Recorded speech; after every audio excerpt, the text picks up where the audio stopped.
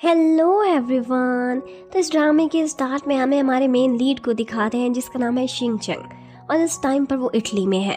यहाँ पर उसे एक टास्क मिलता है जिसके अकॉर्डिंग अगर वो किसी के फंसे हुए पैसे वापस दिला देगा तो वो उसे 10% देंगे। लेकिन उसका कहना था कि नहीं, पैसे तो मैं दिला दूंगा लेकिन उसके बदले आप मुझे एक लड़की को तलाश करने में हेल्प करेंगे।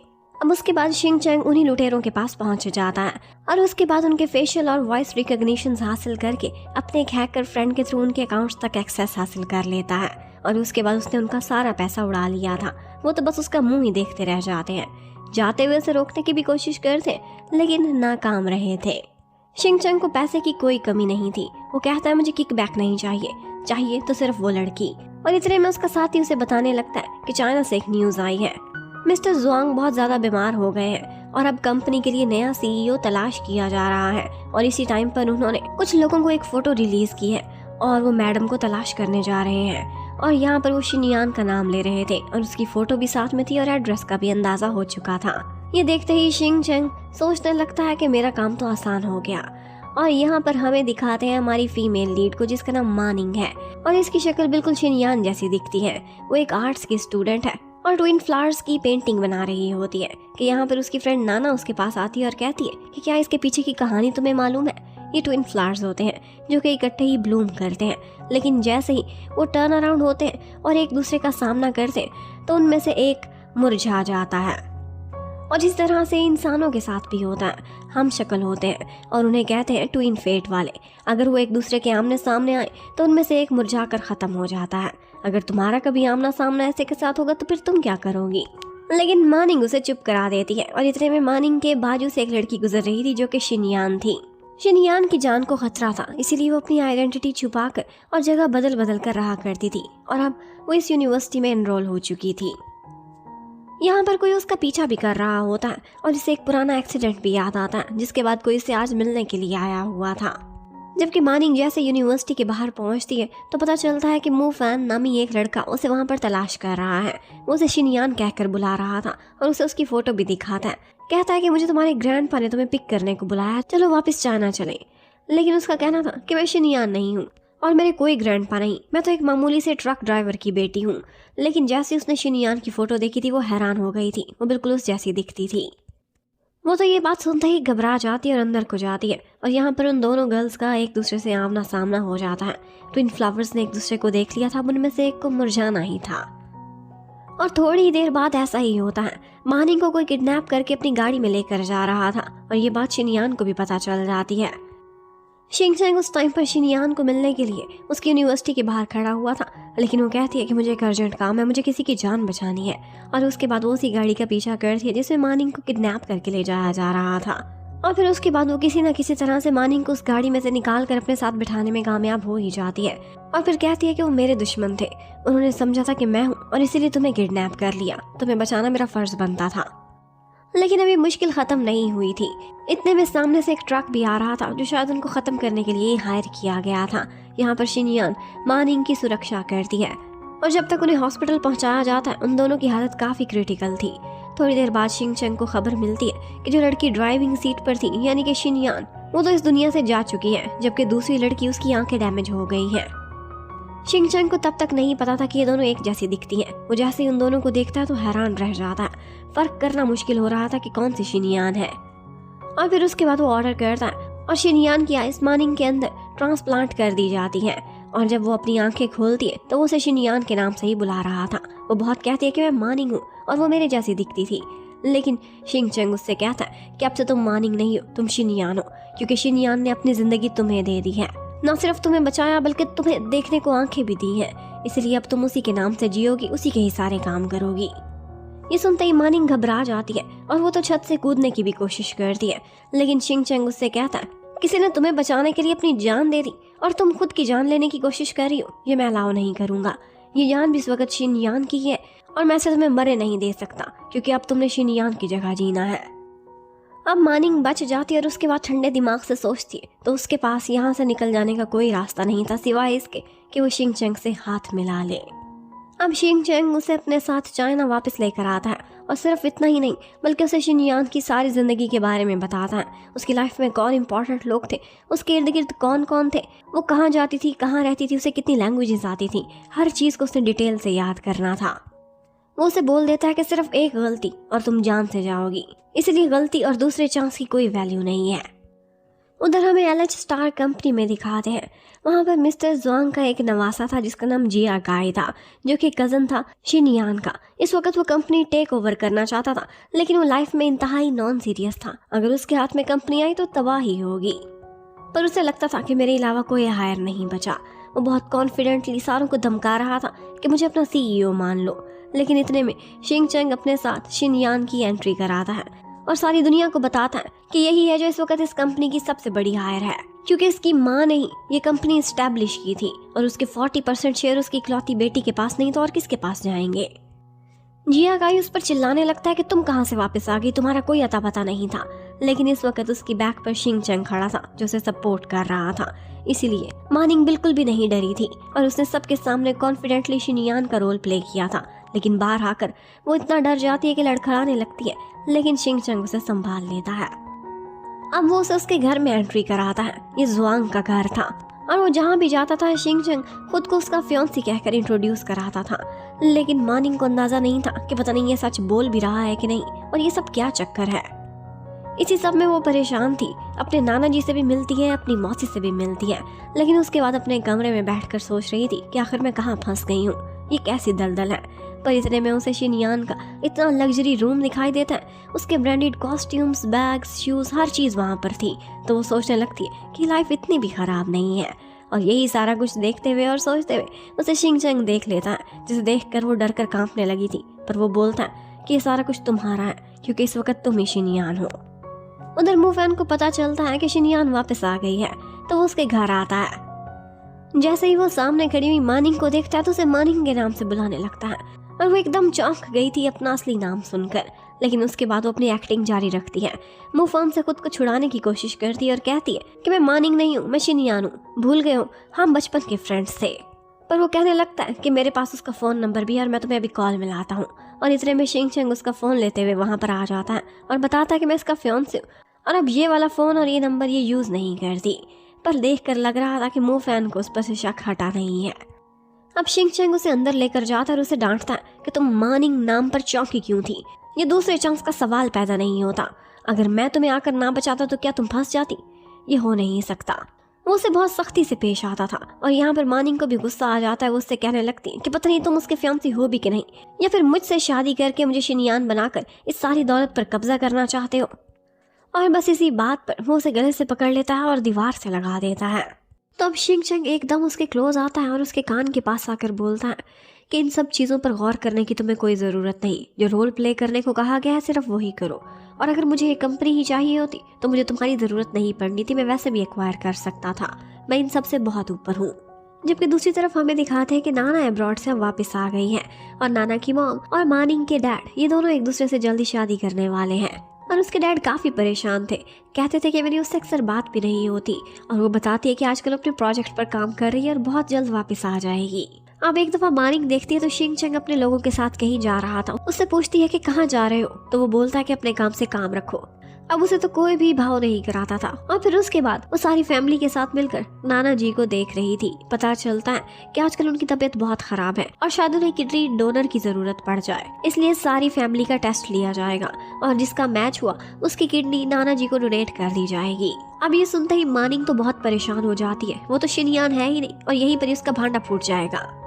वो बार बार शिंग चंग को कॉल करती है, लेकिन वो अपने कामों में बिजी था, उसका फोन ही नहीं उठाता। अब वो उसके लिए एक मैसेज भी छोड़ देती है और इतने में जय का भी पहुंच जाता, जिसे तंग करने लगता है कि क्या तुम छोटी बच्ची हो जो बार बार शिंग चंग का सहारा लेती हो, उसके बगैर तो लगता है तुम बोल भी नहीं सकती। अब वो लोग सारे ही हॉस्पिटल में पहुंचे हुए थे और सबका टेस्ट हो रहा था।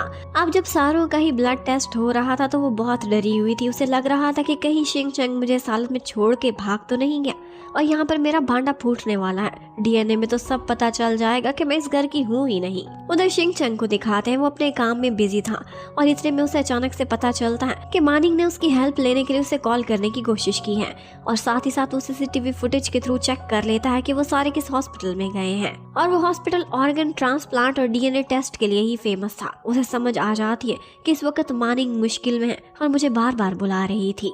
अब वो उसका सैंपल तो कलेक्ट कर ही लेते हैं और इतने में शिंग चंग वहाँ पहुँच जाता है। उसे देखते ही मानिंग के फेस पर स्माइल आ गई थी। उसका सारा डर खत्म हो गया था। उसे पता चल गया था कि किसी न किसी तरह से मुझे यहाँ से बचा के ले ही जाएगा। अब वो उसे अपने साथ बाहर ले जाता है और यहाँ पर लिफ्ट में वो सीन आता है जो कि बहुत फेमस है। वो अपनी टाई खोलता है और कस के अपने बाजू पर बांध लेता है और अपना ही ब्लड सैंपल लेने लगता है। उससे कहता है कि तुम्हारा सैंपल मैंने वहां से उठवा लिया है, उसमें अपना ब्लड ऐड करके इस सैंपल की गड़बड़ी इस हॉस्पिटल पर डाल दूंगा और उसके बाद कोई तुम्हें नहीं पकड़ सकेगा, मैं हूं ना। और ये सारा कुछ करते हुए वो बहुत ही माचो दिखाई दे रहा था। अब इसके बाद मानिंग बाहर बैठी थी और बहुत डरी हुई थी। वो उससे कहने लगती है कि मैं एक आम सी लड़की हूँ, मैं शिनयान नहीं हूँ। बेशक मेरी शक्ल उससे मिलती है पर मैं कब तक उसका रोल प्ले करूंगी। वो आज बहुत डर गई थी और उससे कहती है कि मुझे मेरी जिंदगी में वापस लौटने दो। और वो आकर उससे कहने लगता है शिनयान ने तुम्हारे लिए इतना कुछ किया, क्या तुम बीच रास्ते में सारा कुछ छोड़ कर जा रही हो। वो बोलने लगती है क्या उसने मुझे आंखें दी, ये भी वापस ले लो। लेकिन वो कहने लगता है आंखें तो क्या, अगर तुम मर भी जाओ तो क्या उसे वापस लौटा सकती हो। इस कंपनी से उसे बहुत प्यार था और इसे बचाना ही होगा। और उसके बाद वो वहां से जाने लगता है लेकिन फिर मुड़ कर आता है। उसे उसका पासपोर्ट देता है और कहता है कि कल सुबह की फ्लाइट पकड़ो और यहाँ से दफा हो जाओ, दोबारा अपनी शक्ल ना दिखाना। अब उसे वहां से भेज के वो अपने आदमियों के पास आता है और उनसे कहता है कि हम प्लान बी स्टार्ट करेंगे। और उसके बाद वो ग्रैंडपा को उस हॉस्पिटल से गायब कराने के लिए एक मिशन पर लग जाते हैं। एक्चुअली उन्हें डर था कि ग्रैंडपा का अच्छे से ट्रीटमेंट नहीं हो रहा और उन्हें ये भी लगता था कि कुछ लोग ऐसे हैं जो उनके दुश्मन है और उनकी कंपनी पर कब्जा करना चाहते हैं। वो नहीं चाहते थे कि ग्रैंडपा जुआंग जल्दी होश में आए। जबकि उधर मानिंग वापस तो जाना चाहती थी लेकिन इतने में उसे शिनयान का ख्याल आने लगता है। उसने उसे अपना ब्रोच भी दिया था और कहा था कि तुम्हें मैं बचा रही हूँ, मेरी कंपनी मेरी माँ ने बहुत प्यार से एस्टेब्लिश की थी, इसे तुमने बचाना है। और बस यही वो पॉइंट था कि उसका मन बदल जाता है। वो शिंग चंग को कॉल करती है पर फोन नहीं लग रहा था। उधर शिंग चंग उसे पता चलता है पार्किंग लॉट में जाकर जब वो जय काई की बातें सुनता है। वो उसे एक्सीडेंट के बारे में कुछ बातें कर रहा था और कहने लगता है कि इतना भयंकर एक्सीडेंट हुआ था फिर भी शिनयान अपने पैरों पर चलती हुई वापस कैसे आ गई, मुझे विश्वास नहीं हो रहा। और वहीं पर उसे शक हो जाता है कि यहाँ पर कुछ गड़बड़ है। और इतने में वो जैसे ही उनको पकड़ने वाला था वहाँ पर मानिंग पहुंच जाती है अपनी गाड़ी लेकर, उसे डिस्ट्रैक्ट कर देती है। अब ये वो पॉइंट था कि जब शिंग चंग को पहली दफा मानिंग ने प्रोटेक्ट किया था। वो आकर उससे कहता है कि तुम क्यों यहाँ पर आई, यहाँ पर खतरा था, तुम तो इस सब से दूर जाने लगी थी। लेकिन वो बोलती है कि नहीं, मेरा मन नहीं माना। और तुम क्या करने लगे थे। वो कहने लगता है कि मुझे ये कंपनी एक्वायर करने का कोई शौक नहीं, लेकिन बस इतना जानता हूँ कि अगर शिनयान ये हासिल नहीं कर सकी तो किसी और को भी नहीं करने दूंगा। अब मानिंग उसे समझाती है कि शिनयान को ये कंपनी बहुत प्यारी थी, उसने मरते हुए भी मुझे इसकी बात की थी। क्या तुम ये सारा कुछ तबाह होते देख सकते हो। उसकी आत्मा को कभी शांति नहीं मिलेगी अगर ये कंपनी बर्बाद हो गई तो। और यहीं पर वो उससे कहती है कि मेरा फेस उस जैसा है और मैं तब तक तुम्हारी हेल्प करूंगी जब तक कर सकती हूँ। हम दोनों मिलकर उसकी कंपनी को बचाएंगे। ये सुनते ही लगता है कि वो भी खुश हो गया तो उससे कहता है कि बस इतना याद रखो, अपना रोल अच्छे से प्ले करो, तुम्हारी बैक पर मैं खड़ा हूँ और तुमसे वादा करता हूँ कि 1 साल बाद तुम्हें तुम्हारी दुनिया में वापस लौटा दूंगा। अब जैसा कि शिंग चंग ने कहा था वो वाकई शिनयान की प्रोटेक्शन करता है। उसका दोबारा से टेस्ट के लिए सैंपल लिया जाता है और उसमें वो ऐसी तरह से गड़बड़ी कराता है कि रिजल्ट उसके हक में ही आया था। अब ये देखने के बाद जय काई काफ़ी चीखता है, चिल्लाता है, कहता है कि वो रियल डॉटर कैसे हो सकती है हमारी फैमिली की, 17 साल से गायब थी। लेकिन यहाँ पर कुछ लोग थे जिनको बिल्कुल विश्वास था कि वो वाकई नाना की ही बेटी है, क्योंकि नाना अक्सर उससे राब्ते में ही रहते थे। अब वो सारे जाते हैं नाना से मिलने के लिए, लेकिन आगे शिंग चंग का आदमी फैंग खड़ा हुआ था जो उन्हें अंदर जाने से पहले रोकता है, काफ़ी डिस्ट्रैक्ट करता है और इधर उधर इत्तला भी कर देता है। उन्हें काफ़ी देर रोकने के बाद फाइनली वो कमरे में एंटर हो ही जाते हैं, लेकिन अब वो नाना जी का फेस नहीं देख पा रहे थे, उन्हें कवर करके रखा हुआ था। तो अब यहाँ पर शिनयान पहुंच जाती है जो अब की बार बहुत कॉन्फिडेंटली एक्ट कर रही थी और जय काई को रोकती है और कहती है कि नाना जी की सेहत के लिए जो ज़रूरी है वो मैं करूँगी। और यहीं पर उसकी मौसी से भी लड़ाई हो जाती है। वो उनको यही बोलती है कि नाना जी को वही नुकसान पहुंचाएंगे जिन्हें डर है कि वो कंपनी उनके हवाले नहीं करेंगे। और बस मौसी को पता चल जाता है कि यहाँ पर मेरे डैड नहीं लेटे हुए। और फिर थोड़ी ही देर बाद वहाँ पर ग्रैंडपा की एंट्री होती है जो कि अब ठीक ठाक होश में थे और बोल भी सकते थे। वो कहते हैं कि जो भी किया शिनयान ने मेरी सुरक्षा के लिए किया है और साथ ही साथ वो अपने अगला हायर भी घोषित कर देते हैं। जो कि शिनयानी थी। वो बोलते हैं कि इसकी माँ ने ही ये कंपनी बनाई थी और इसमें इतनी मेहनत की थी। 40% शेयर्स अपनी माँ वाले इसी के हिस्से में जाएंगे। मैं तो सिर्फ इस कंपनी की टेक केयर कर रहा था। अब ये सारा कुछ सुनने के बाद जायकाई को काफी गुस्सा आता है। इतना अच्छा नवासा बनने के बाद भी उसके हाथ कुछ भी नहीं लगा था। जबकि मानिंग को बार बार वो सीन याद आ रहा था कि जब हॉस्पिटल में लड़ाई हुई थी तो किस तरह से मौसी के थप्पड़ से शिंग चैंग ने उसकी जगह थप्पड़ खाकर उसे प्रोटेक्ट किया था। अभी वो यही सोच ही रही थी कि उसके कमरे में शिंग चैंग आ जाता है। वो बोलती इतनी रात हो गई है, वापस चले जाओ, लेकिन वो कहने लगता है कि अब से हम दोनों इकट्ठे रहेंगे। अब यही कहता हुआ वो जबरदस्ती उसके कमरे में घुस जाता है और कहता है कि तुम्हें प्रोटेक्शन की जरूरत है क्योंकि अब तुम सीईओ बन चुकी हो। वो घबरा जाती है और उससे कहने लगती है कि तुम यहाँ कैसे सो सकते हो, यहाँ पर तो सिर्फ एक ही बेड है। वो बोलता है क्यों नहीं, यहाँ पर और भी बहुत सी जगह है, जैसा कि sofa, bathtub, dressing room, carpet, कहीं पर भी तुम सो जाओ। या फिर तुम ये तो नहीं कहना चाहती कि तुम मेरे साथ ही सोना चाहती हो? खैर मुझे कोई एतराज नहीं, हम इंगेज्ड हैं। वो कहने लगती है ऐसा कुछ नहीं हुआ, हमारी कोई सेरेमनी नहीं हुई। वो बोलता है कि अगर तुम इतना ही इसरार कर रही हो तो क्यों ना अभी के अभी हम अपनी सेरेमनी भी रख लें। और बस इसी तरह से उनको नोक झोंक और बातें करते हुए शिंग चैंग के साथी भी देख लेते हैं और सोचने लगते हैं कि इस दुनिया में कोई तो लड़की हुई जिसने हमारे बॉस की धड़कनों को भी तेज कर दिया है। अब वो उस पर दया खाकर उसे बेड दे देता है और खुद को काउच पर ही एडजस्ट करने लगता है। वो काफी शर्मा रही थी क्योंकि ऑफ कोर्स वो उसके कमरे में ही मौजूद था। बड़ी मुश्किल से खुद को लपेट लपेट कर उसे नींद आती है और फिर सुबह ही सुबह वो उसे जगा देता है और कहता है कि फिट रहने के लिए मॉर्निंग वॉक करना बहुत जरूरी है। उसे एक्सरसाइज कराता है, उसकी सारी बुरी हैबिट्स खत्म करा रहा था और तो और खुद ही उसे रेडी भी करता है पहले दिन ऑफिस ले जाने के लिए। वो उसे बिल्कुल इस तरह का रेडी करना चाहता था कि जैसे रियल वाली शिनयान दिखती थी। अब उसके बाद रात को एक दफा वो काउच पर ही सो रहा था। उसे एक बहुत बुरा सा सपना आता है। उसे सपने में डरते देखकर मानिंग उसके पास आती है और वो उसे तेजी से पकड़ लेता है और उसकी गर्दन ही दबाने लगता है। जब होश में आता है तो उससे कहता है कि जब मैं सोते में डरूं तो मेरे करीब ना आया करो। उधर हमें दिखाते हैं कि नाना को भी एलएच स्टार कंपनी में ही एज एन इंटर्नी जॉब मिल चुकी है, यानी कि वो किसी भी दिन यहाँ पर शिनयान की शक्ल में मानिंग को देख सकती है। और उसके बाद बोर्ड ऑफ डायरेक्टर्स की मीटिंग होती है। यहाँ पर मानिंग बहुत कॉन्फिडेंस से आती है और शिंग चैंग उसके साथ उसकी सपोर्ट बनकर खड़ा हुआ था। उसे पूरा प्रोटोकॉल देता है जैसा कि सारी दुनिया को देना चाहिए। अब वो बोर्ड ऑफ डायरेक्टर्स में सबको अपने विश्वास में लेती है और उसके बाद वो वहाँ से जाने लगती है। जाते हुए उसने और शिंग चैंग ने हाथ पकड़ा हुआ था क्योंकि उनका ये ड्रामा एकदम जबरदस्त गया था। लेकिन काम अभी स्टार्ट हुआ था, खत्म नहीं हुआ था और इसी से ही उन्होंने अपनी कंपनी को निकालना था। इसीलिए वो काफी ओवरवर्क करते हैं और इसका सॉल्यूशन तलाश करने की कोशिश करते हैं। उन्हें पता चलता है कि उनके अकाउंट्स में एक फाइनेंस मैनेजर ने गड़बड़ की हुई है। वो उसी के ही पीछे जाने लगते हैं उसे पकड़ने के लिए क्योंकि वो देश से भागने की कोशिश कर रहा था। और फिर इन दी एंड बहुत मुश्किलों से वो उस तक पहुंच ही जाते हैं जहाँ पर मानिंग उसका पीछा कर रही थी, जबकि शिंग चैंग उसके ड्राइवर के हत्थे चढ़ गया था। अब इन दी एंड वो एक टॉप पॉइंट पर पहुंच जाता है और उसे कहने लगता है कि मैंने वो बैग नीचे फेंक दिया जिसमें सारे डॉक्यूमेंट्स हैं। मानिंग इस तरह के लोगों की चालाकी समझ नहीं सकती थी तो उसे डील करने के लिए शिंग चैंग आ जाता है जो कि टाई से घसीट कर उसे नीचे लटका देता है और उसे इतना डराता है कि उसे सच उगलना ही पड़ता है। वो उसे वो फ्लैश ड्राइव देने के लिए रेडी हो जाता है जिसमें सारे अकाउंट्स की डिटेल्स थी। अब ये डिटेल्स हासिल करने के बाद वो लोग ब्रेनस्टॉर्मिंग करने लगते हैं। इसी के अंदर ही उनके क्राइसिस का सॉल्यूशन था। लेकिन यहाँ पर काम करते हुए मानिक ने नोटिस किया था कि शिंग चैंग के हाथ में पेन हो रही है, जिस हाथ से उसने लटके हुए उस मैनेजर को पकड़ा हुआ था। तो जब वो रात को वहीं पर ही रेस्ट कर रहा होता है तो उसके पास आती है, उसका हाथ पकड़ती है, उस पर मेडिसिन लगाना चाहती थी। लेकिन वो कहने लगता है कि मेरे लिए बहुत छोटी बात है, तुम्हें नहीं पता, अंदाजा भी नहीं कि मेरे शरीर पर कितने घाव होंगे। लेकिन फिर उसके बाद वो उसे अपना हाथ पकड़ा ही देता है मेडिसिन लगाने के लिए। और ये सारा कुछ करते हुए वो दोनों एक दूसरे के काफी क्लोज आ गए थे और शिंग चैंग को ऐसा लगता है कि जैसे आहिस्ता आहिस्ता मानिक में रियली इंटरेस्ट होना स्टार्ट हो चुका है। वो दोनों इसी तरह से बैठे हुए एक दूसरे को देख रहे थे कि ऊपर से फैंग और जुआन आ जाते हैं। वो भी बॉस को इस तरह से देखकर शर्मा जाते हैं, पीछे हट जाते हैं और सोचने लगते हैं कि अब हमारे बॉस जल्द बैचलर्स की लीग से निकलने वाले हैं।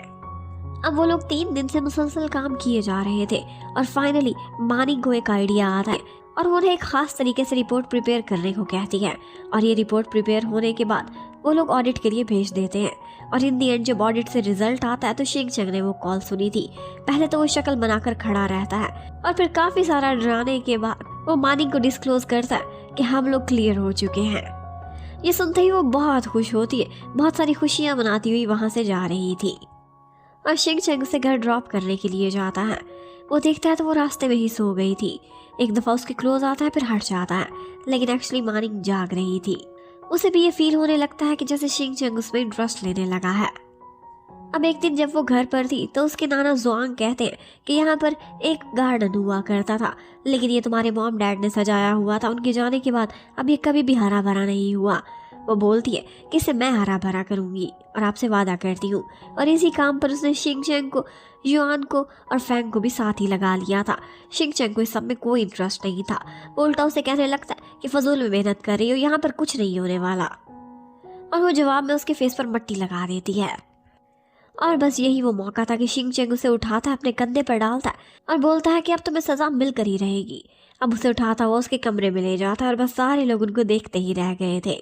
अब वो उसके क्लोज आता है, उसे काउंटर टॉप पर बिठाता है और कहता है कि मेरा फेस क्लीन करो, यही तुम्हारी सज़ा है। अब वो अपना फेस क्लीन करा कर वहाँ से चला गया था, लेकिन बाद में मानिंग बहुत शर्माती है। उसने सोचा भी नहीं था कि ये नाटक करते करते उसे वाकई शिंग चंग से प्यार हो जाएगा।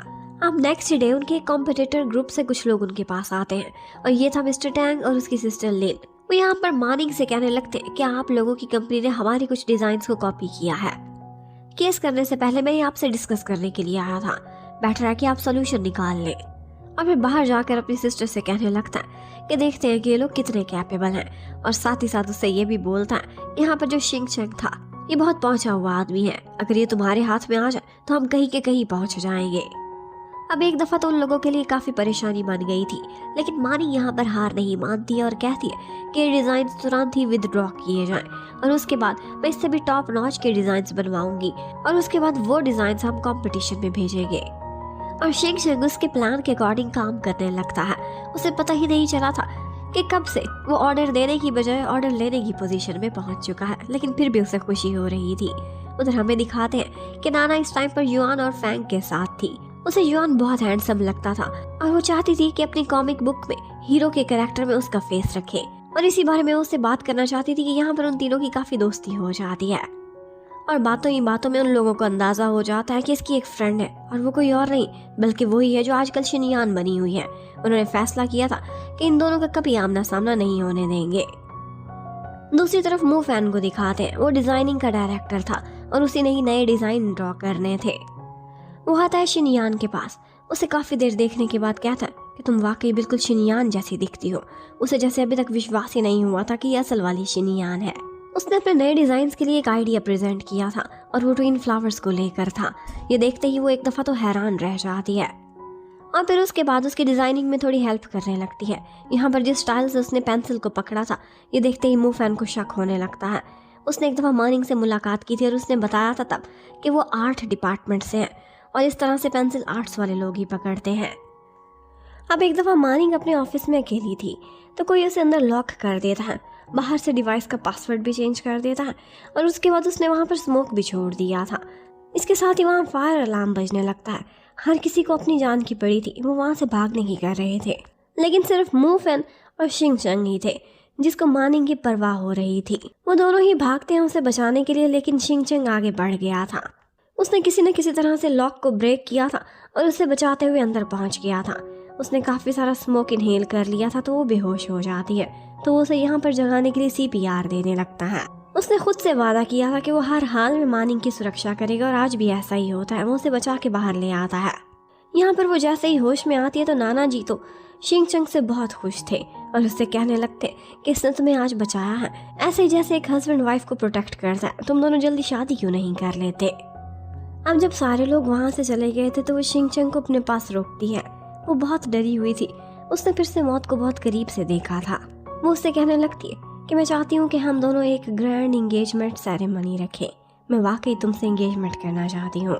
यहाँ पर कोई नहीं जिस पर मैं भरोसा कर सकती हूँ, इसलिए मैं दुनिया के सामने अनाउंस करना चाहती हूँ कि तुम मेरे मैन हो, ताकि मैं प्रोटेक्टेड फील कर सकूँ। वो उससे कहने लगता है कि तुम मेरे बारे में जानती ही क्या हो जो मुझसे इंगेजमेंट की बात कर रही हो। और तुम्हें एक बात बता दूं कि अगर एक दफ़ा तुम फंस गई तो फिर यहाँ से बाहर निकलने का कोई रास्ता नहीं। पहले तो वो डरती है और फिर वापस मुड़ आती है और उससे कहती है कि मैं सिर्फ और सिर्फ तुम पर ही रिलाई कर सकती हूँ। वो उससे कहने लगता है ठीक है, फिर हम एंगेजमेंट करेंगे और उसके बाद मैं तुम्हें अपने बारे में सब कुछ बताऊंगा। अब इसके बाद एक और बोर्ड ऑफ डायरेक्टर्स की मीटिंग होती है, जहाँ पर जय मानिंग के खिलाफ स्टैंड लेने की कोशिश तो करता है, लेकिन फिर शिंग चंग से डर कर पीछे बैठ जाता है। और सिर्फ इतना ही नहीं था, अब की बार मानिंग ने कंपनी में मौजूद एक गद्दार को भी पकड़ लिया था, जिसने उनके डिजाइन किसी और को भेज दिए थे। वो उसे भी सजा दिलवाती है और दुनिया के सामने ये भी अनाउंस कर देती है कि मैं और शिंग चंग बहुत जल्द एक होने वाले हैं और उसके बाद हम इस कंपनी को इकट्ठे ही चलाएंगे। और फिर फाइनली एंगेजमेंट वाला दिन आ ही जाता है। आज नाना जी भी बहुत खुश दिखाई दे रहे थे और मानिंग भी बहुत सुंदर सा रेडी हुई थी। उसकी मेकअप आर्टिस्ट उसे कह रही थी कि तुम्हारी आंखें बहुत सुंदर हैं, और आंखों का सुनते ही उसे शिनयान की याद आने लगती है, जिसने अपनी आंखें उसे दी थी। अब इत्तेफाक से आज के दिन यहाँ पर नाना भी आई हुई थी, जो कि एक फाइल किसी को देने के लिए आई थी। और जैसे ही उनकी एंगेजमेंट सेरेमनी स्टार्ट होती है, वो दोनों एक दूसरे को रिंग्स पहनाते हैं और उसके बाद किस करते हैं। और नाना को बहुत शौक था कि वो यहाँ की ब्राइड देख सके, तो वो जैसे ही ब्राइड का फेस देखती है तो बस हैरान रह जाती है और उसे चिल्लाकर बुलाती है, मानिंग तुम। लेकिन इससे पहले कि लोग देखते, फैंग और जुआन दोनों नाना को पकड़कर जबरदस्ती ले जाते हैं और उसे शांत कराते हैं कि ये बस तुम्हारा वहम था और हमारे बॉस की सेरेमनी को स्पॉइल ना करो, वरना वो बहुत बड़ी सजा देंगे। अब नाना को किसी और ने चिल्लाते हुए देखा हो या ना देखा हो, लेकिन लिन ने देख लिया था। और सिर्फ इतना ही नहीं, बल्कि थोड़ी देर पहले जब वो नाना से टकराई थी तो उसने उसका फोन गिरा हुआ देखा था, जिसमें उसने वॉलपेपर पर अपनी और मानिंग की फोटो लगाई हुई थी। और तब से ही वो शक में पड़ चुकी थी। अब सेरेमनी जब खत्म हो जाती है और उसके बाद वो वापस आती है तो वो काफी परेशान थी और कहने लगती है कि मुझे एक दफा नाना से मिलवा दो, मैं उसे एक्सप्लेन करना चाहती हूँ। लेकिन शिंग चंग कहता है, क्या करोगी, उसे सारी बात बता दोगी, अपने कैरेक्टर में रहो और बाकी सारा कुछ तुम मुझ पर छोड़ दो। अब एक दिन लिन उनके ऑफिस में आती है और उनसे एक कोलैबोरेशन से रिलेटेड डील करने लगती है। अब मानिंग की और लिन की उस टाइम पर मीटिंग चल रही थी और उसी वक्त मुफैन के पास नाना आती है और वहाँ पर एक ट्विन फ्लावर वाली फोटो देखती है तो उसे मानिंग याद आ जाती है। उसे बताती है कि सेम ऐसा ही उसकी फ्रेंड का भी प्रोजेक्ट था, जो कि अब्रॉड में आर्ट की क्लासेस ले रही थी। और ये सुनते ही मुफान को और भी शक हो जाता है। इतने में मुफान को लिन का मैसेज आता है, जो उसे कहती है कि अगर तुम तमाशा देखना चाहते हो तो अभी कभी नाना को शिनयान के कमरे में ले आओ और बस एंजॉय करो। और वो अपने साथ नाना को भी अंदर ले आता है और बस यहीं पर ही सीन क्रिएट हो जाता है। नाना उसे बार बार मानिंग बोल रही थी, लेकिन वो अपने कैरेक्टर में ही रहती है। पजल तो होती है लेकिन किसी को फील नहीं कराती। और उसके बाद खड़ी होती है और मुफैन से कहती है कि किसको साथ लेकर आ गए हो, अगर ये तुम्हारे अंडर काम करती है तो इसे तमीज सिखाओ पहले, फिर उसके बाद मेरे कमरे में लेकर आना। मुफैन ये सुनते ही उसे अपने साथ बाहर ले जाता है और सॉरी भी करता है। अब उसके बाद उस कॉन्ट्रैक्ट पर साइन करने की बारी थी, तो इस मौके पर मानिंग काफी घबरा जाती है। और यहाँ पर शिनयान के जब साइंस करने थे तो शिंग चंग आगे बढ़ता है और उसका हाथ पकड़ लेता है और इस तरह से उसे अपनी फुल सपोर्ट शो करता है ताकि वो कॉन्फिडेंस में रहे। अब ये काम तो हो गया था। उसके बाद उसने लिन को वेयर हाउस का विजिट कराना था। वो उसे वहाँ लेके तो जा रही थी, लेकिन आगे बहुत प्रोटेक्शन थी और इस सिक्योरिटी के लिए वहाँ पर जो पासवर्ड लगा हुआ था वो सिर्फ और सिर्फ सीईओ या फिर उसके नाना जी ही जानते थे। अब लिन उसे कहने लगती है कि तुम सीईओ हो तो नाना जी ने तुम्हें पासवर्ड तो बताया ही होगा, लगाओ ना। अब मानिंग काफी डरी हुई थी, उसके पास 3 ही अटेम्प्ट्स का चांस था, उसके बाद ये डोर लॉक हो जाएगा। उसकी पहली दोनों अटेम्प्ट्स तो फेल हो जाती है और फिर उसके बाद लिन उसे दबी दबी जली कटी बातें भी सुनाती रहती है। लिन को लगा था कि अभी के अभी इसका सारा भांडा फूट जाएगा, लेकिन फाइनली उसे एक चीज क्लिक कर जाती है। उसने शिनयान के फोन का पासवर्ड देखा था और वही पासवर्ड वो अब की बार लगाती है तो दरवाजा खुल गया था। अब वो बहुत कॉन्फिडेंटली अंदर जाती है और सेकंड स्टेप में तो आई प्रोटेक्शन सिस्टम लगा हुआ था और ऑफ कोर्स उसमें तो कोई इसे ब्लॉक कर भी नहीं सकता था क्योंकि उसके पास शिनयान की ही आंखें थी। अब इतनी बड़ी मुश्किल उसकी क्लियर हो गई थी तो वो वापस शिंग चंग के पास आती है और आते ही उसे हग कर लेती है। वो बहुत डरा हुआ था, वो भी खुश हो जाता है कि फाइनली वो खुद को खुद से प्रोटेक्ट करना सीख चुकी है। जबकि इस सब के बाद बाहर आकर मुफैन लिन से कहने लगता है कि तुम्हें इस पर शक करना बंद करना चाहिए, इसका डीएनए टेस्ट भी पॉजिटिव आया था और आज देखो इसे सारी सिक्योरिटी भी क्लियर कर ली है। ये लड़की वाकई शिनयान है और इस बारे में मुझे और बॉदर ना करना। लेकिन वो उससे कहने लगती है कि तुम्हें इसकी हकीकत नजर नहीं आ रही, ये एक ढोंगी है और तुम्हें इसलिए नजर नहीं आ रही क्योंकि तुम्हें उससे प्यार है, तुम्हारी नजरों से मुझे दिखता है, तुम प्यार में अंधे हो चुके हो, तुम्हें सब कुछ ठीक दिखेगा। दूसरी तरफ हमें दिखाते हैं कि अब की बार फिर से मानिंग गाड़ी में सो गई थी। शिंग चंग उसे कैरी करते हुए घर में लेकर आता है। नाना जी भी जब देखते हैं कि इन दोनों के बीच कितना गहरा प्यार है तो हमेशा उनको देखकर बहुत खुश हो जाया करते थे। अब वो वहाँ से जाने लगता है तो वो उसका हाथ पकड़ती है और उसे अपने पास ही बिठा लेती है और उससे कहने लगती है कि लिन को मुझ पर शक हो चुका है, हमें अपनी स्ट्रेटेजी और भी स्ट्रॉन्ग करनी होगी। और वो उससे ये भी कहती है कि पहले तो तुम मुझसे नफरत करते थे ना। तो वो कहने लगता है कि तब मैं बहुत जज्बाती हो गया था और मुझे अब समझ आ चुकी है कि इस सब में तुम्हारा कोई कसूर नहीं है। तुम जिस भी सिचुएशन में फंसी हुई हो उसकी वजह सिर्फ इतनी है कि तुम्हारी शक्ल शिनयान जैसी दिखती है। शिनयान ने तुम्हारी जान बचाई थी और उसकी आंखें मैंने ही ऑर्डर करके तुम्हें दिलवाई थी और मुझे इस सब पर कोई भी अफसोस नहीं है। अब एक रात को सोते हुए शिंग चैंग दोबारा से एक नाइटमेयर देखता है। उसने देखा था कि एक एक्सीडेंट हो रहा है और सारे लोग उससे दूर जा रहे हैं। उस एक्सीडेंट में वो एक छोटा सा बच्चा दिखाई दे रहा था। अब यहाँ पर मानिंग उसके पास आती है, उसे जगाती है और उससे कहने लगती है कि कोई भी तुम्हारा साथ छोड़ जाए लेकिन फिक्र ना करना, मैं हमेशा तुम्हारे साथ ही रहूंगी। अब एक बार नाना की मॉम और उसके डैड मानिंग की कंपनी में एक डिलीवरी करने के लिए आए हुए थे और यहाँ पर आने के लिए वो बहुत एक्साइटेड भी थे क्योंकि उनकी बेटी नाना भी तो LH स्टार कंपनी में ही काम करती थी। उन्हें एक्साइटमेंट थी कि शायद उन्हें नाना भी वहाँ दिख जाएगी। उसी टाइम पर मानिंग के ऑफिस में मूफान आया हुआ था और वो अपना शक कंफर्म करने की कोशिश कर रहा था और एक चाल चल रहा था कि इतने में ऊपर से शिंग चैंग आ जाता है और मानिंग को बचा लेता है। और उसके जाने के बाद वो शिंग चैंग को कहता है कि ये रियल शिनयान नहीं है, पर वो उससे कहने लगता है कि अगर तुम्हें इस बात का पता लग भी गया है तो भी तुम जब तक साबित ना कर सको तब तक हमें कोई फर्क नहीं पड़ता। अब मानिंग ऑफिस से जा रही थी और इतने में उसका आमना सामना अपने डैड और नाना की मॉम से हो जाता है जो उसे पहचान लेते हैं। और सिर्फ इतना ही नहीं, उसका डॉग भी वहां पर था और वो मानिंग को देखकर एक्साइटेड हो गया था और उसे पहचान कर भौंकने लगता है। लिन को तो मानिंग पर काफी अरसे से शक था। उसने भी उस पर नजर रखने के लिए अपने आदमी छोड़े हुए थे और उसे हर चीज की खबर थी, इसकी भी जो आज हो रहा था। यहाँ पर फैंग आता है और मानिंग को बचाकर अपने साथ लेकर जा ही रहा था कि डॉग उसके पीछे पड़ जाता है और उससे अपना बदला ले ही लेता है उसकी बैक पर बाइट करके। अब इस सारी ऑकवर्ड सी सिचुएशन में ऊपर से नाना जी भी पहुंच जाते हैं और उन सबको अपने साथ ऑफिस में लेकर जाते हैं। सबसे पहले तो उसके मॉम और डैड को शांत कराते हैं और उनसे कहते हैं कि ये मेरी ग्रैंड डॉटर है, इसका नाम शिनयान है, ये यहाँ की CEO है। शायद आपको कोई गलत फहमी हुई है। हाँ, मैं ये मानता हूँ कि लोग होते हैं जो एक जैसे दिखते हैं और इस पर मैंने काफ़ी सारी रिसर्च भी पढ़ी है। आप मान लें ये मेरी नवासी है। मानता हूँ कि आपकी बेटी की शक्ल भी इससे मिलती होगी और मैं बहुत एक्साइटेड हुई है देखने के लिए। नेक्स्ट टाइम अपनी बेटी को भी साथ लेकर आइएगा। अब उसके डैड उनके अच्छे व्यवहार की वजह से शांत हो जाते हैं और जब वापस जाते हैं तो मानिंग के नंबर पर कॉल करते हैं जो उनसे झूठ बोल देती है कि मैं इटली में हूँ और बिल्कुल ठीक ठाक हूँ। डैड काफ़ी परेशान थे और उससे कहने लगते हैं कि खुद को हमेशा सेफ रखना, कोई मुसीबत अपने गले ना लगवा बैठना। और इसके साथ साथ डैड बहुत फिक्रमंद थे, उसे बार बार याद कर रहे थे। तो यहाँ मानिंग की आंखों में भी आंसू आ जाते हैं और फिर उसके बाद वो फ़ोन बंद करके बहुत देर तक रोती रहती है। नाना जी ने भी उसे रोते हुए देख लिया था। उधर मू फैन को शिंग चैंग अपने साथ एक जगह पर लेकर गया था। ये उसका वही सीक्रेट हाउस था। यहाँ पर वो उससे कहने लगता है कि मैं शिनयान और उसकी पूरी फैमिली को बचपन से ही जानता हूँ, हम इकट्ठे ही बड़े हुए थे। और इसके साथ साथ वो कहने लगता है कि 2004 में एक एक्सीडेंट हुआ था और वहाँ पर उसके डैड की मृत्यु हो गई थी। शिनयान तो उस टाइम पर घर में थी और उस वक्त उसकी मॉम और उसका एक भाई था जो इस एक्सीडेंट के बाद मिसिंग हो गए थे। और इसी सब के बाद शिनयान की जान को भी खतरा था तो उसके नाना ने उसे अब्रॉड भेज दिया था। ये वाकया सुनने के बाद शिंग चैंग अपनी रिंग उतारता है और उसकी उंगली पर एक स्कार था।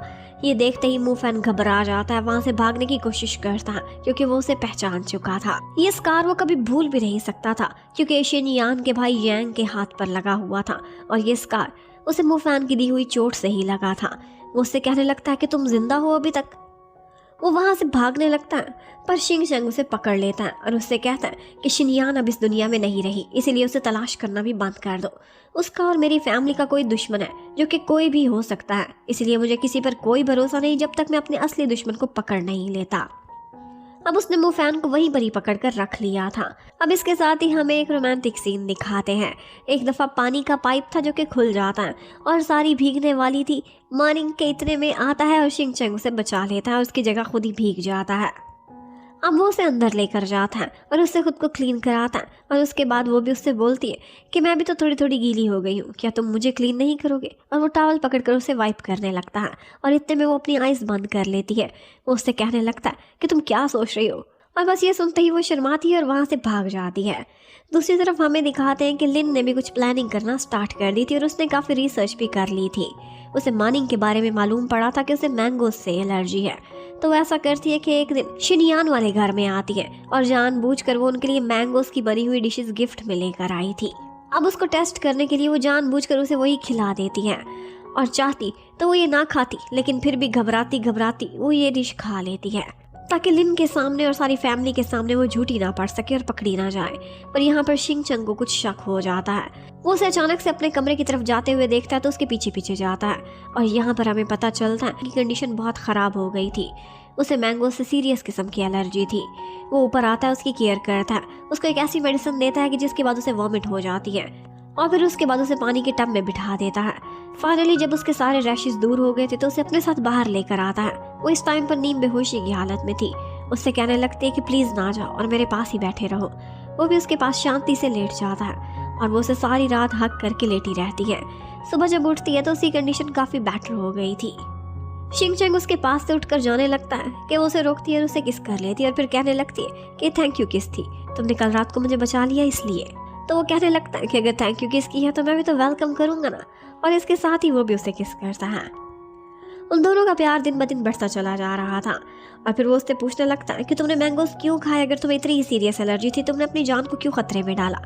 वो कहने लगती है कि तुम्हारी खातिर और LH स्टार की खातिर। मैं नहीं चाहती थी कि जिस काम के लिए तुम इतनी मेहनत कर रहे हो इतनी छोटी सी बात पर सारा राज फाश हो जाए। वो तो उससे इतना प्यार करने लगी थी कि उससे कहने लगती है कि अगर कभी भी मैं पकड़ी जाऊं तो मैं कभी तुम्हारा नाम नहीं लूंगी, तुम पीछे हट जाना और ऐसे प्रिटेंड करना कि जैसे तुम्हें भी ये सब मालूम नहीं था कि मैं शिनयान नहीं हूँ बल्कि मानिंग हूँ। मैं चाहती हूँ कि तुम पर कभी कोई आंच ना आए। ये सुनते ही वो उसे हक कर लेता है और उससे कहता है कि ये थर्सडे तुम्हें मेरे बारे में हर सच्चाई पता चल जाएगी। और फिर उसके बाद हमें दिखाते हैं कि लिन के पास उसका भाई टैंग आता है, और वो उससे कहने लगती है कि मैं शिंग चंग को लाइक करती हूँ और उसी से ही शादी करूँगी। लेकिन उसका भाई उसे डांटता है और कहता है कि वो ज़ुआंग्स का ग्रैंड सन इन लॉ है, और इस तरह की बातें तुम्हें शोभा नहीं देती। मैंने जब इस बात का जिक्र किया था तब मुझे नहीं पता था, और बाद में इनकी सगाई भी हो चुकी है। लेकिन वो कहने लगती है कि मैं ये साबित कर सकती हूँ कि वो इस फैमिली का सन इन लॉ नहीं है, कि तब तो आप मेरी उससे शादी के लिए राजी हो जाएंगे। और उसका भाई मान जाता है। अब उसके बाद वो एक चाल चलती है। उसने इटली में किसी आदमी को भेजा था कुछ सबूत हासिल करने के लिए, और दूसरी तरफ वो शिंग चैंग को मिलती है और उसे अपने प्यार का इजहार भी कर देती है। और साथ ही साथ हमें दिखाते हैं कि मानिंग के डैड को कोई झूठी कॉल करके परेशान करता है कि उनकी बेटी का एक्सीडेंट हो गया है, और मानिंग वो अपने डैड को उसी किडनैपर की गाड़ी में जाते हुए देख लेती है और रोकने की कोशिश करने लगती है। और इसी सब में शिंग चंग मानिंग को बचाने के लिए उसके पास आता है, और उसे बचाते बचाते वो दोनों गिर जाते हैं। इसी सब में मानिंग घायल भी हो गई थी। इसके साथ ही शिंग चंग को यह भी पता चल गया था कि लिन के हाथ सबूत लग चुका है, और वो था शिनयान का डेथ सर्टिफिकेट जो कि उसने इटली से हासिल कर लिया था। तो अब यहाँ पर मानिंग को प्रोटेक्ट करने के लिए ताकि वो लाइमलाइट में ना आए, उसने अपनी रियलिटी दुनिया के सामने लीक कर दी थी। और अब सारे जान चुके थे कि वो यांग है, LH स्टार कंपनी के ऑनर का बेटा, जो कि 17 साल पहले मिसिंग हो गया था। जैक आए तो गुस्से में आकर उसे गिरबान से पकड़ लेता है और उससे कहता है कि तुम झूठ बोल रहे हो, कोई चाल चल रहे हो। लेकिन वो उससे कहने लगता है कि मेरे पास सारे सबूत हैं। और इसके साथ ही हमें यह भी पता चलता है कि जिस DNA टेस्ट से उसने मानिंग के टेस्ट को बदला था उसने अपना ही रखा था। वो DNA टेस्ट के थ्रू भी साबित करता है और इसके साथ साथ अपने स्कार्स भी दिखाता है, सब बताता है कि बचपन में क्या हुआ था। एक्सीडेंट में उसकी जान बच गई थी, उसके बाद किसी ने उसे समुद्र में फेंक दिया था, और वहाँ से भी जब उसकी जान बची थी तो इन दी एंड वो अब्रॉड में एक ऑर्फनेज में अपनी जिंदगी गुजार के यहाँ पर वापस आया है। कुछ अर्सा पहले ही उसने शिनयान को तलाश कर लिया था, और अपनी सिस्टर से जब वो मिलने लगा था तो उसी टाइम पर उसकी सिस्टर की किसी ने मृत्यु कर दी थी। नाना जी एक तरफ तो खुश भी थे कि मुझे मेरा नवासा मिल गया है, जबकि दूसरी तरफ उदास भी थे शिनयान के लिए, और फिर कहने लगते हैं कि आइंदा कोई भी शिनयान का जिक्र इस घर में नहीं करेगा और ना ही वो लड़की इधर आएगी। जबकि जयकाय गुस्से में था और उससे कहने लगता है कि उस लड़की ने एक नाटक किया है और उसे मैं सजा दिलवा कर ही रहूंगा। शिंग चंग ने मानिंग को बचाने के लिए ही ये सारा कुछ किया था। उसकी रियलिटी दुनिया के सामने आते उससे पहले ही उसने सबको अपनी तरफ डिस्ट्रैक्ट कर लिया था। मानिंग जख्मी होने के बाद जब होश में आती है तो वो हॉस्पिटल में थी। वो फैन उसके पास था। वो बार बार खुद को शिनयान ही कह रही थी, लेकिन वो उससे कहता कि नाटक खत्म हो चुका, नाना और तुम्हारे डैड तुम्हारा वेट कर रहे हैं, तुम अब अपनी असली जिंदगी में वापस जा सकती हो। और इसके साथ ही उसे न्यूज़ भी दिखाता है कि किस तरह से शिंग चंग ही LH स्टार कंपनी का असली हायर है।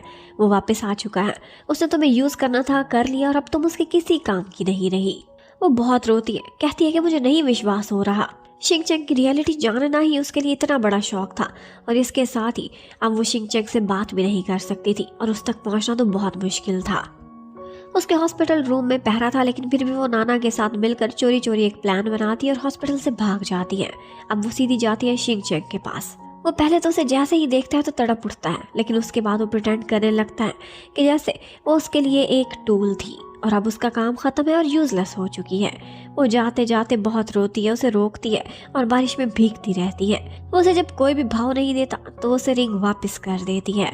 शिंग चैंग उसके सामने बिल्कुल स्ट्रेंजर बनकर खड़ा रहता है कि जैसे इन सब चीज़ों से, उसकी भावनाओं से उसे कोई भी फर्क नहीं पड़ता। लेकिन उसके चले जाने के बाद वो खुद भी बहुत रोता है। अब वो भीगी हुई और रोती हुई आंखों के साथ हॉस्पिटल में वापस पहुंचती है और फिर नाना की गोद में ही बेहोश हो जाती है। अब इन दी एंड जब वो होश में आती है तो वो अपनी नॉर्मल लाइफ में वापस लौट चुकी थी। एक लंबा सा सपना था, वो सपना जो अब टूट चुका था। उधर शिंग चैंग ने अब अपनी कंपनी का होल्ड अपने हाथों में ले लिया था और वो फर्स्ट टाइम सीईओ की सीट संभालने के बाद शेयर होल्डर्स की मीटिंग में जाता है और वो लोग उन्हें कहने लगते हैं कि आपके ज़ुआंग्स फैमिली के डेली सोप्स की वजह से हमारे स्टॉक्स की प्राइस इस वक्त गिर रही है। आपके पास कोई सॉल्यूशन है? नए सीईओ होने की कोई तो जिम्मेदारी ले। और इसके साथ ही एक शेयर होल्डर उनको मशवरा भी देता है और कहता है कि कोलैबोरेशन से अच्छा और कुछ भी नहीं हो सकता। एलेक्स स्टार कंपनी को लिन के डैड की कंपनी के साथ इस वक्त कोलैबोरेट कर लेना चाहिए और इनको अगर मैरिज ऑफ कन्वीनियंस करनी पड़े तो उससे भी पीछे नहीं हटना चाहिए। उसने तो रिश्ता कराने वाली मासियों की तरह से ख्वाबों ख्यालों में ही इन दोनों का रिश्ता भी पक्का कर दिया था। ये सुनते ही फैंग को गुस्सा आता है। उसे तो ख्याल आ रहा था कि मानी की हमारी होने वाली भाभी है, लेकिन शिंग चैंग उसे चुप करा देता है और कहता है कि अगर बिजनेस के लिए यही अच्छा है तो मैं ऐसा करने से भी पीछे नहीं हटूंगा, मैं लिन से भी शादी कर लूंगा। जबकि उधर मुफान मानिंग को अपने साथ अपने स्टूडियो में डिजाइनर की जॉब ऑफर करता है और उससे कहता है कि मैंने तुम्हारी ड्राइंग्स देखी हैं और मैं तुम्हें अपने असिस्टेंट के तौर पर हायर करना चाहता हूँ, पर वो इनकार कर देती है। दूसरी तरफ शेयर होल्डर्स की मीटिंग में होने वाली ये बात ऑफ कोर्स आउट तो होनी ही थी हो जाती है और लिन को पता चलता है कि शिंग चैंग उसके साथ शादी के लिए रेडी हो गया और बोर्ड ऑफ डायरेक्टर्स के सामने उसने ये माना है। तो ये सुनते ही वो बहुत खुश हो जाती है और सपने सजाने लगती है। उधर मानिक अपनी नॉर्मल सी लाइफ गुजार रही थी। इसी बीच वो देखती है कि उसके घर में से किसी ने कुछ चुराने की कोशिश की है। वो इसी पीछे में कहीं पर जाती है और ट्रक में बंद हो जाती है। उसे ऐसा लग रहा था कि उसे कोई किडनैप कर रहा है। वो नाना को एक वॉइस मैसेज करती है और नाना यही बात युआन और फैंग को बताना चाहती थी, लेकिन शिंग चैंग तक पहुंच जाती है। शिंग चैंग को जैसे ही पता चलता है कि उसकी मानिक मुसीबत में किडनैप हो चुकी है तो वो रह नहीं पाता और उसको तलाश करने निकल पड़ता है। यहाँ पर वो उसे फ़ोन पर भी कांटेक्ट करता है और उससे कहता है कि तुम बिल्कुल भी परेशान ना हो, चाहे तुम दुनिया के किसी भी कोने में पहुँच जाओ, मैं तुम्हें बचाने के लिए पहुँच जाऊँगा। इसी बीच उस ट्रक का हाईवे पर एक एक्सीडेंट हो जाता है और उसका दरवाज़ा खुलता है। मानिक वहाँ से बाहर गिरकर एक ब्रिज के हैंडल से लटक जाती है। यहाँ पर वो बार बार शिंग चैंग को बुला रही थी, लेकिन इन दी एंड उसका हाथ छूटता है और वो गहरे पानियों में डूब जाती है। शिंग चैंग भी इतनी देर में वहाँ पहुँच गया था। उसे पानी में गिरते हुए देखता है तो उसे बचाना भी चाहता था, लेकिन क्या करता, उसे हाइड्रोफोबिया था। उसे बचपन में किसी ने समुद्र में फेंक दिया था, पर फिर भी वो अपनी हिम्मत जुटाता है क्योंकि अपनी आंखों के सामने वो मानिक को ऐसे खुद से दूर जाते हुए नहीं देख सकता था। वो पानी में कूद जाता है। उसने अपने डर पर काबू पाया था सिर्फ और सिर्फ मानिक के लिए। वो उसे बचाता है, उसे किस करता है और पानी से बाहर ले आता है। अब बाकी लोग भी उनकी रेस्क्यू के लिए पहुंच चुके थे और इतने में शिंग चैंग की अपनी तबीयत बहुत बिगड़ जाती है और उसके साथी उसे उठाते हैं और वहाँ से बचा कर ले जाते हैं।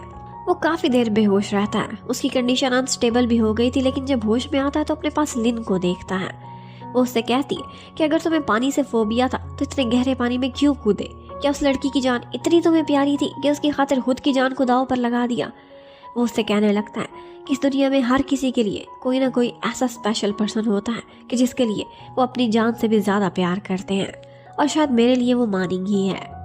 उधर मानिक जब होश में आती है तो उसके पास मुफैन बैठा हुआ था। वो उसे झूठ बोल देता है कि तुम्हें रेस्क्यू वालों ने बचाया था। ऑल्दो मानिक को याद आ रहा था कि जैसे शिंग चैंग ही था जिसने उसे बचाया है, लेकिन फिर वो सोचते कि शायद ये एक सपना होगा।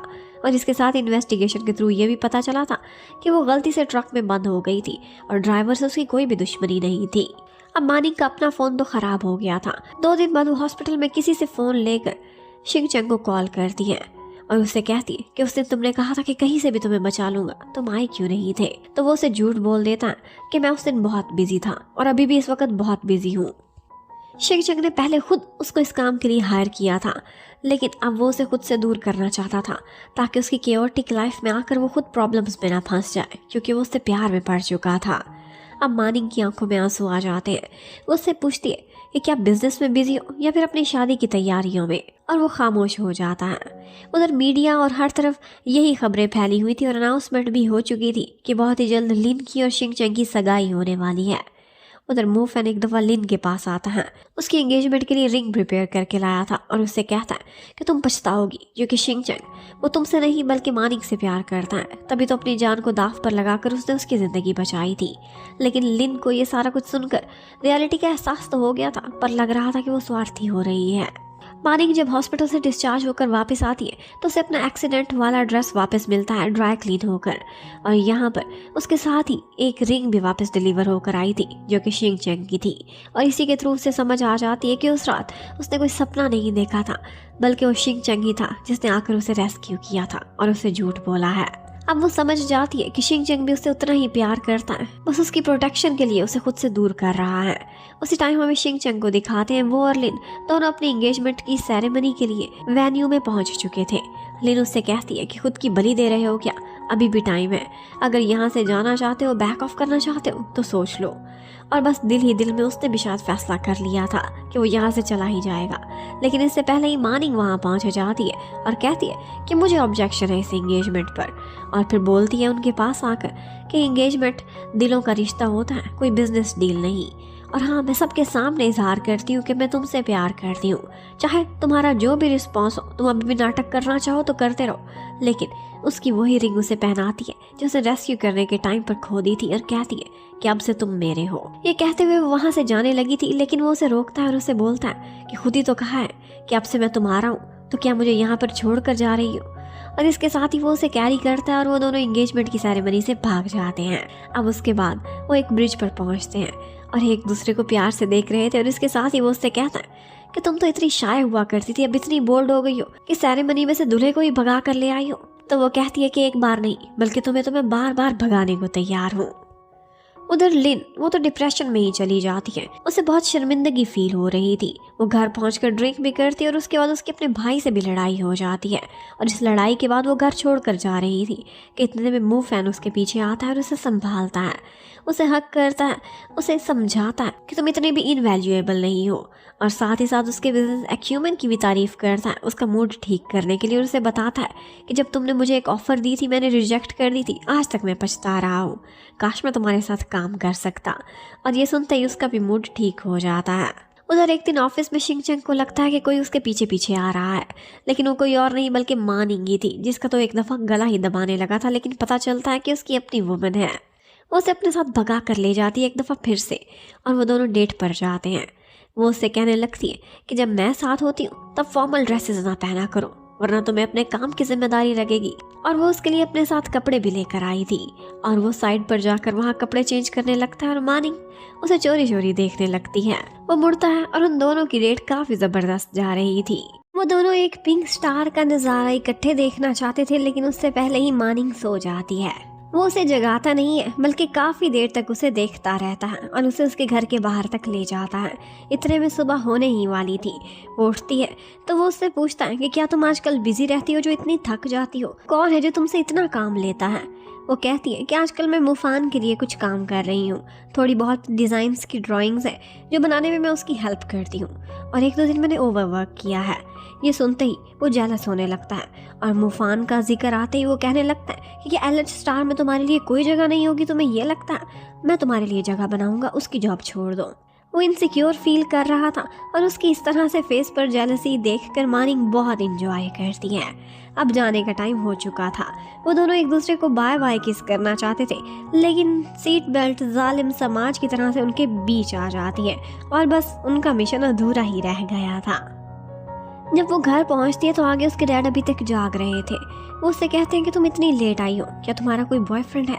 अगर है तो मुझे उससे मिलवाओ। लेकिन मानिंग इस टाइम पर डैड के सामने इनकार कर देती है, और उसके बाद शिंग चंग से फ़ोन पर बात करती है और उससे कहती है कि अभी ठीक टाइम नहीं, सही वक्त आने पर मैं तुम्हें खुद अपने डैड से मिलवाऊंगी।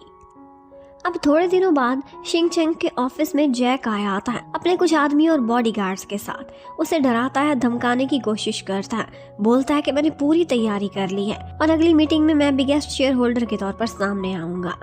यहाँ पर वो उसकी बात पर एकदम इजी रहता है। बहुत प्यार से सारों को बाहर भेज देता है और कहता है कि मैंने अपने छोटे भाई से कुछ बात डिस्कस करनी है। और उनके बाहर जाते वो उसे टेबल पर गर्दन से पकड़कर गिरा लेता है। जय काय से तो मूव भी नहीं हो रहा था। ऐसा लग रहा था कि जैसे शेर के सामने कोई भीगी बिल्ली पड़ी हुई है। वो उससे अच्छी तरह से डराता है और उससे कहने लगता है कि मेरे या कंपनी के खिलाफ अगर तुमने कोई भी साजिश की तो अगली बार ये पेन जो मैं टेबल में पिन कर रहा हूँ तुम्हारी आंखों में ठोक दूंगा। जय काय की हालत बहुत ख़राब हो जाती है। वो एकदम बहुत कूल बनकर वहाँ पर आया था और अब पसीने छुड़वा कर वहाँ से वापस जाएगा। उधर मानिंग एक दिन शिंग चंग को फ़ोन पर बताती है कि आज मेरी मू फैन के साथ एक क्लाइंट के साथ मीटिंग है। और वो मू फैन से जेलस होता है और उसी मीटिंग वाली जगह पर पहुंच जाता है। दूर बैठकर वो बार बार मानिंग को ही देखे जा रहा था और शिंग चंग उसे इतने गुस्से से देख रहा था कि इसने मेरे लिए नहीं लेकिन इस मू फैन के लिए टाइम निकाल लिया है। और बस उसका गुस्सा और इनसिक्योरिटी देखकर वो बेचारी डर के मारे कुछ ज़्यादा ही ड्रिंक कर लेती है और इन दी एंड वो ड्रंक हो चुकी थी और पार्किंग लॉट में खड़ी हुई थी। शिंग चैंग भी उसके पीछे पीछे था बिल्कुल खामोशी से। इतने में वो देखता है तो उसके पीछे कुछ गुंडे आए हुए थे। उसे समझ नहीं आ रही थी कि क्यों आए हैं। और फिर उसके बाद वो अपनी टाई निकालता है और उन सारे गुंडों की बारी बारी पूरी डिटेल से बैंड बजाता है और अपने कूल से स्टाइल में इस तरह से कि मानिंग को तो पता ही नहीं चलता कि पीछे क्या हो रहा है। वो उससे पूछती है कि ये शोर कैसा है तो वो उसे कह देता है कि एक दो बिल्ली के बच्चे आए हुए हैं। और फिर इन दी एंड वो उसकी कार वाली की से उसकी कार को तलाश कर लेती है। और इतने तक शिंग चंग ने खामोशी से उन सारे गुंडों को ठुकाई लगा के चिकनाचूर कर दिया था। अब शिंग चंग थोड़ी सी रिसर्च करता है तो उसे पता चलता है कि एक्चुअली उसकी मॉम के पास एक सील थी जो कि कंपनी के लिए बहुत पावरफुल थी और यही सील उन्होंने शिनयान को दी थी। और शिनयान ने मरने से पहले आखिरी मुलाकात तो मानिंग से की थी, इसलिए सारे लोगों को यही डाउट था कि वो सील इस टाइम पर मानिंग के पास होगी और शायद इसीलिए ये सारे लोग उसके पीछे पड़े हुए हैं। और जय काय पर भी वो नजर रखने का ऑर्डर कर देता है। और फिर उसके बाद अगले ही दिन शिंग चंग मानिंग को अपने साथ एक डेट पर लेकर जाता है जहाँ पर वो दोनों इकट्ठे बहुत इंजॉय करते हैं। दूसरी तरफ मू फैन बेचारा सैड बैठा हुआ था क्योंकि उस रात उसने ड्रंक हुई मानिंग का पीछा किया था पार्किंग लॉट में और उसे नजर आ गया था कि वो और शिंग चंग दोनों एक कपल फिर से बन चुके हैं, इसीलिए उसका दिल टूटा हुआ था। उधर लिन ने लगता है कि मूव ऑन करने का फैसला कर ही लिया था। वो मू फैन से एक मुलाकात करती है और वो उससे कहती है कि मैं तुम्हारे डिजाइन इंटरनेशनल लेवल तक पहुंचाना चाहती हूँ और उसे एक ऐसी ऑफर देती है जो वो रिजेक्ट नहीं कर सकता था। उधर डेट के टाइम पर शिंग चंग थोड़े काम से एक दफा साइड पर जाता है। जब वो मुड़ के वापस आता है तो उसे मानिंग कहीं पर नजर नहीं आ रही थी। वो काफी देर तक उसे तलाश करता, उसका फोन भी नहीं लग रहा था। वो डर जाता है। थोड़ी देर बाद वो उसे नजर आती है तो जाते ही बच्चों की तरह से उसे हक कर लेता है और उससे कहता है कि तुम कहाँ चली गई थी, मैं परेशान हो जाता हूँ। वो उसे बताती है कि मुझे तुम्हारे अंकल गुआन ने बुलाया था, तुम्हारे नाना जी ने मुझे मिलना था। नाना जी उसे मिलते हैं बहुत अच्छे से और कहते हैं कि पहले नई नई बात थी, मुझे बहुत गुस्सा था, लेकिन अब मैंने तुम्हें माफ़ कर दिया है। और उन्होंने दिल से उसे एक्सेप्ट भी कर लिया था अपनी बेटी के तौर पर। मानिंग एक तरफ तो बहुत खुश थी नाना जी के मान जाने से और दूसरी तरफ उसे शक भी हो रहा था कि शिंग चंग मुझसे कुछ छुपाने की कोशिश कर रहा है क्योंकि मेरे गायब होने पर वो इतना परेशान क्यों हो रहा था। अब वो लोग जैसे ही घर वापस लौटते हैं, मानिंग गाड़ी से निकली थी तो वो देखती है कि उसके घर से कुछ चोरी हो रहा है। शिंग चंग गाड़ी में बैठा था तो वो तुरंत ही उस गाड़ी का पीछा करने लगता है। मानिंग तो उतर चुकी थी, वो उसे साथ लेता ही नहीं क्योंकि उसे लग रहा था कि खतरा होगा। लेकिन इतने में लिन भी उससे मिलने के लिए आ रही थी तो वो लिन से मदद मांगती है और वो दोनों अपनी गाड़ी में उसकी गाड़ी के पीछे पीछे जाने लगती हैं। उधर गुंडे एक जगह पर पहुंचे हुए थे और उनके पास एक ब्रोच बॉक्स था। ये वही ब्रोच बॉक्स था जो कि शिनयान ने मरने से पहले मानिंग को दिया था और इसी के थ्रू वो उसे बेच डाल रहा था। अब वो शिंग को मारने की कोशिश करते हैं उसके ऊपर एक गाड़ी गिराकर और ये सारा सीन लिन और मानिंग भी देख लेती है। लिन बेचारी बहुत दुखी हो जाती है। उधर मानिंग तो तड़प कर रह जाती है, उसे तलाश कर रही थी लेकिन शिंग चंग गाड़ी गिरने से पहले ही कंटेनर्स के ऊपर चढ़ चुका था।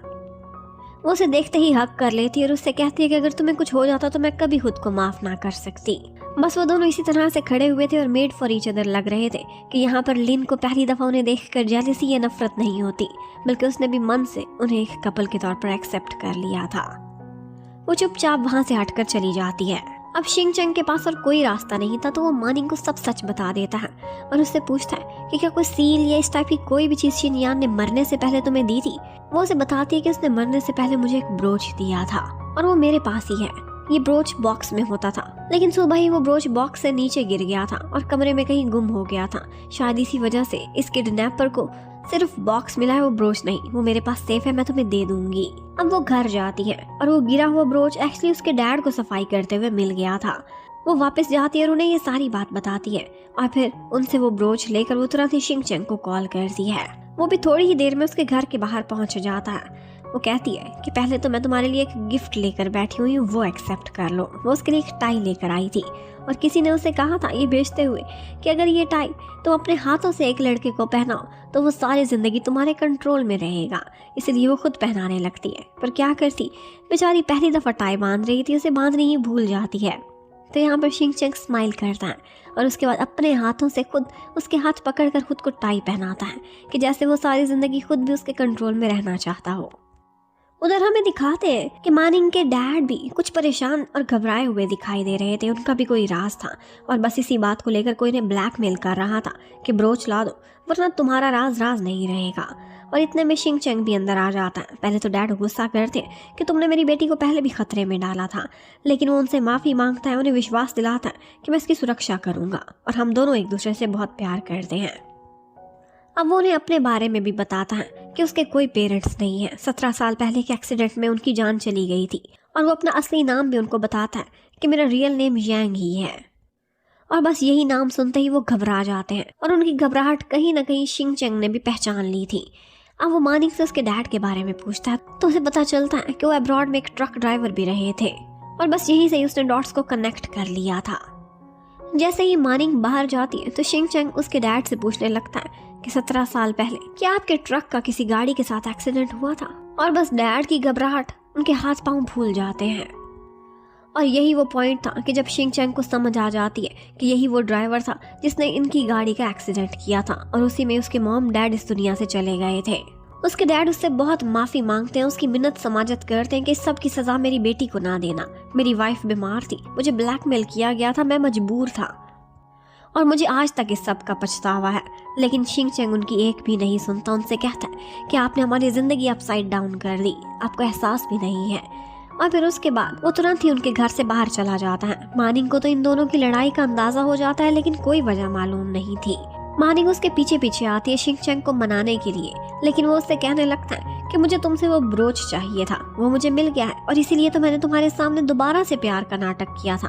अब फिर से मेरा काम हो गया है और तुम दोबारा से मेरे लिए यूजलेस हो और बस मैं तुमसे ब्रेकअप करता हूँ। ये कहते हुए वो फिर से मानिंग का दिल तोड़ देता है, पर दिल तो एक्चुअली शिंगचैंग का उससे भी ज्यादा टूटा हुआ था। उधर हमें दिखाते हैं कि अंकल गुआन को भी ये सारी डिटेल्स पता थी उस ट्रक ड्राइवर के बारे में और मुफैन को भी पता था कि मानिंग के डैड एक ट्रक ड्राइवर हैं। जब वो थोड़ी बहुत रिसर्च करता है तो मुफैन को सब पता चल जाता है कि शिंगचैंग के पेरेंट्स की गाड़ी का एक्सीडेंट उन्होंने ही कराया था। उसी टाइम पर नाना जी के पास उनकी दूसरी बेटी आई हुई थी और उन दोनों की आपस में काफी नोक झोंक और लड़ाई होती है। उनकी बेटी को हमेशा से शिकवा था कि आप अपनी बड़ी बेटी को मुझसे ज्यादा अधिकार देते थे, इस दुनिया से चली गई फिर भी मुझे उसकी जगह ना मिली और आज भी ऐसा हो रहा है।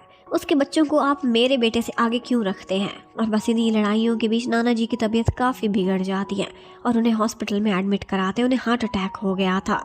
उसी समय शिंगचैंग घर पर नहीं था, बल्कि वो शेयर होल्डर्स की मीटिंग अटेंड करने के लिए गया हुआ था और यहाँ पर जैक आई ने काफ़ी तैयारी की हुई थी, बहुत से शेयर्स को अपनी साइड पर कर लिया था।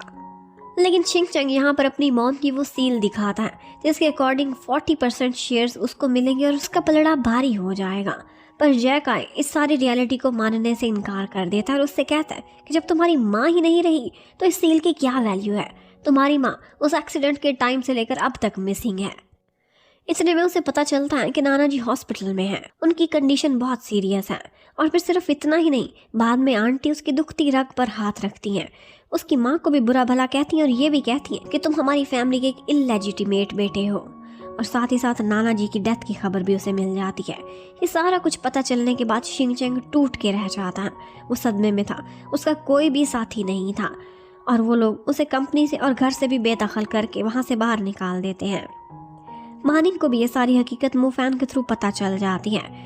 उसे मालूम पड़ता है कि शिंगचैंग के साथ इतने बुरे हालात हो रहे हैं और उसके डैड भी सब में मुलविस है, तो वो बहुत गिल्टी फील करती है। उसे तलाश करने निकल पड़ती है। वो किसी से कांटेक्ट नहीं कर रहा था, लेकिन इन दी एंड मानिंग को पता चल जाता है कि वो सैड होता है तो कहाँ जाता है। वो जाकर देखती है तो उस टाइम पर वो समुद्र में डूबने वाला था। वो अंदर जाती है और उसे बचाकर बाहर ले आती है। शिंगचंग की हालत काफ़ी ख़राब थी, लेकिन इन दी एंड वो बच ही जाता है। और जैसे ही उसकी आंख खुलती है तो उसे ऐसा लग रहा था कि जैसे वो डूब रहा था, पर किसी ने उसका हाथ पकड़कर उसे बाहर निकाल लिया है। और वो कोई और नहीं बल्कि मानिंग ही थी, जो कि उठती उसका हाथ पकड़ती है और उसे समझ आ जाती है कि मेरे पास जीने की एक वजह है। शिंगचंग का एक इकलौता खून का रिश्ता इस दुनिया में था, और वो थे उसके नाना जी। वही उसे हिम्मत देते थे, लेकिन जैसे ही वो इस दुनिया से गए तो वो अपनी सबसे डाउन फेज में पहुंच गया था। ऐसे में मानिंग उसके पास आती है और उससे कहती है कि तुम कभी भी अकेले नहीं हो, मैं हमेशा तुम्हारे साथ रहूंगी। जरूरी नहीं है कि खून का रिश्ता हो, कुछ लोगों का दिलों का रिश्ता भी होता है। उधर लिन आती है मू फैन के पास और उसे एक इंटरनेशनल कंपटीशन का टिकट देती है, और इसके साथ ही वो उसे ये भी कहने लगती है कि मैं शिंगचैंग को चाहती तो थी, लेकिन अब नहीं, मैंने ओवरकम कर लिया है, क्योंकि मैं एक्सेप्ट कर चुकी हूँ कि वो सिर्फ मानिंग का ही है। मैंने उन दोनों की नज़रों में एक दूसरे के लिए जो प्यार देखा है वो बयान नहीं किया जा सकता।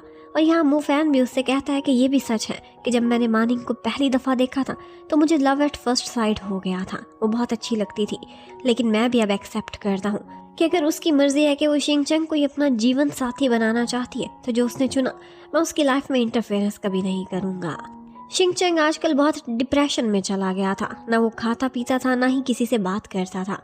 और मानिंग उसकी ऐसे में बहुत केयर करती थी, उससे बातें करती थी ताकि वो रोए, कोई बात करे, उसके दिल का बोझ हल्का हो। वो उसे सबसे मिलने के लिए भी लेकर जाती थी ताकि वो किसी तरह से अपने इस ट्रॉमा से बाहर निकले। ये टाइम मानिंग के लिए काफ़ी मुश्किल था। और साथ ही साथ हमें ये भी दिखाते हैं कि नाना युआन को अपनी कॉमिक बुक का हीरो तो बना ही लेती है, लेकिन उसने अपनी रियल लाइफ का हीरो अगर चुना था तो वो फैंग को ही चुना था। बेशक युआन दिखने में बहुत हैंडसम और बड़ा ज़बरदस्त फाइटर था, लेकिन जो रियल में उसकी परवाह करता था, उसकी केयर करता था, वो सिर्फ फैंग ही था। अभी फाइनली एक दिन आता है कि जब शिंगचैंग रो पड़ता है, दिल खोलकर अपना दर्द उसके सामने रख देता है। उसे कहता है कि मैंने इतने सारे रिश्ते खोए हैं एक एक करके कि अब मैं बहुत डर गया हूँ। मैं जिसको चाहूँगा वो मुझसे दूर चला जाएगा, मुझे ऐसा ही लगता है। और मैं अपनी फैमिली का बनाया हुआ, इस्टेब्लिश किया हुआ बिजनेस भी अपने हाथ से सारा कुछ खो चुका हूँ। यहाँ पर मानिंग उसकी हिम्मत बंधाती है, उसे कहती है कि तुम एक इनक्रेडिबल पर्सन हो, तुम सारा कुछ वापस भी हासिल कर सकते हो। और ये नहीं है कि तुमने सब कुछ खोया है, तुमने बहुत कुछ पाया भी है। तुमने मुझे पाया है, और तुम्हारे सच्चे साथी युआन और फैंग, तुम्हारा कज़न मू फैन, सब तुम्हारे साथ तुम्हारी बैक पर खड़े हुए हैं। और तुम में इतनी कैपेबिलिटी है कि तुम अपनी मॉम का बनाया हुआ बिजनेस वापस हासिल कर सकते हो। ये सारा कुछ सुनने के बाद शिंगचैंग पहली दफ़ा मानिंग को आई लव यू बोलता है।